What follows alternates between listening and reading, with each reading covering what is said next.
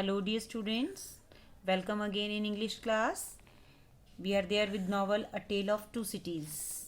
So we have done the first chapter, Recall to Life, where we have seen Miss Manet, she came to know about the existence of her father through Jarvis Lorry. So now, and in the end, they both went to take her father from the Paris. So where Mr. Manet, he was living in a servant's house. So here in this chapter, we will introduce with two more characters, Monsieur Defarge and Madame Defarge. And the chapter name is The Shoemaker. So let us read the chapter and try to find out who is the shoemaker here. Some days after Miss Manet and Jarvis Lorry's meeting, something happened in the district of Saint Anthony in Paris. A barrel of red wine fell off the back of a cart onto the paved road and cracked open. As the wine poured through a street, a scarecrow of a man in the bare feet and rags shouted, "Wine, red wine," and threw himself on the ground, struggling to collect what he could in the cupped palm of his hand. So, after the meeting of Miss Manet and Jarvis Lorry, so something happened there in the district of Saint Anthony's in Paris. So what happened there? A barrel. Barrel means a container that was full of red wine. It fell off, and what happened there? On the paved road. Okay, on the road it fell down and it got broken here. So when it got broken there, the wine that was there in the barrel, it all fell down. And scarecrow means very thin and lean figures. Okay, so scarecrow of a man in bare feet and rags means the torn clothes.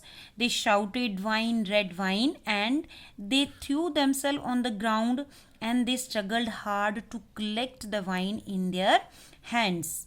So out of nowhere, dozens of more scarecrows appeared, also in rags and bare feet. They too fell on the ground and knelt in the filth of the street to gather up the flowing wine in their blackened hand. With desperation, they sucked every drop they could into their poor mouths. So when this man came from the street, so other dozens of men like the scarecrow here means very thin and lean person, they also came there, and they were in rags and bare feet.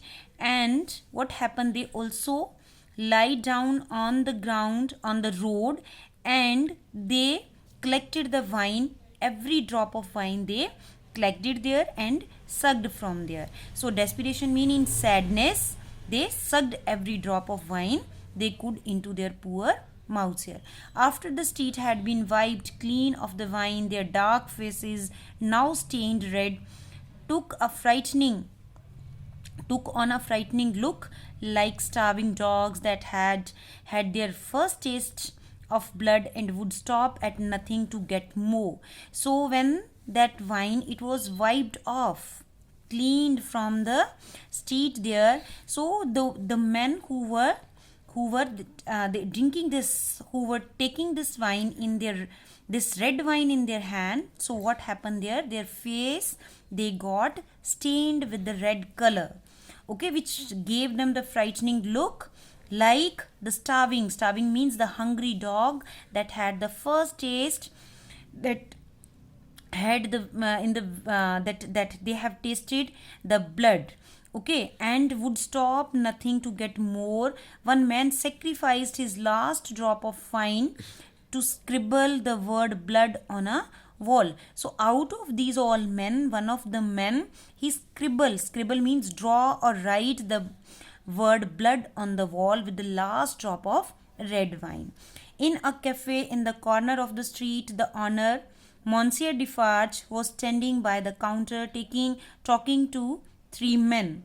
Defarge was a large man in his early 30s with a heavy chin and determined dark eyes. At the end of the counter, Madame Defarge, his wife, a large lady of about the same age, sat knitting. So, what happened next in the story? In a cafe, so that was there in the corner of the street. What happened there? Owner of that cafe, Monsieur Defarge, Mr. Defarge, he was talking to three men, and at the end of the corner, Madame Defarge, the wife of Monsieur Defarge, she was sitting there and she was knitting there.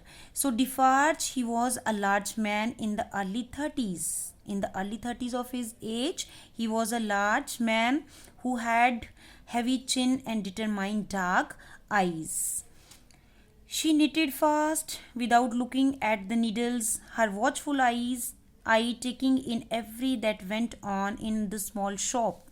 So though she was knitting, but her eyes were there on everything that was there in the small shop. She noted all the people sitting at the tables, the regular customers, the men playing dominoes, and the older gentleman sitting in one corner beside the beautiful girl. So she kept a watchful eye over everyone.